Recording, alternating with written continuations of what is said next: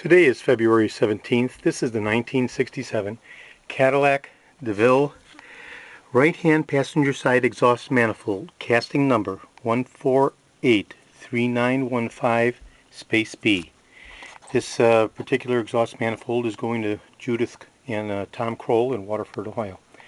This is an absolutely beautiful, pristine, beautiful mint condition 1967 right-hand exhaust manifold. There are absolutely no imperfections or anomalies visible in this exhaust manifold anywhere. The mounting slots are also flush and in beautiful condition. So this particular unit is going to be packaged up and shipped out immediately. I'm waiting for the OK to ship reply confirmation from Tom or Judith. And as soon as receiving this, I'll be packing it up and shipping it. The unit is being video and photo documented for their final review, approval, and acceptance. This particular unit is specific to the DeVille and is specific to the 429 engine. The unit again is in perfect, pristine condition, no visible anomalies anywhere. In addition to the exhaust manifold, Judith, Kroll, and Tom have also separately purchased the dampening device, which mounts right here on these studs. And by the way, the studs are also in beautiful condition. The mounting threads are perfect. This dampener is also in beautiful, I hate to use the word perfect condition, but I'm going to say beautiful condition, because there's no such thing as perfect. And it's fully spring-loaded and actuating, has no visible corrosion whatsoever. I can say that this is by far and away the best dampener I have ever seen for a 1967 DeVille, as is this right-hand passenger side exhaust manifold. This thing has been on my shelf for years, and it's now going to Judith. So one thing that you should do, Tom, is when you talk to your mechanic, whoever's going to be installing this to you, the right-hand passenger exhaust manifold on the forward leading edge has a threaded hole. This threaded hole is used to accommodate a mounting rod. The mounting rod is part of the alternator mounting means.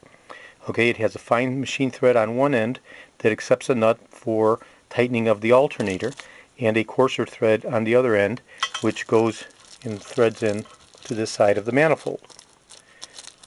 You can see that because this manifold is in such beautiful condition, I can just tighten the rod on by hands, as you can see.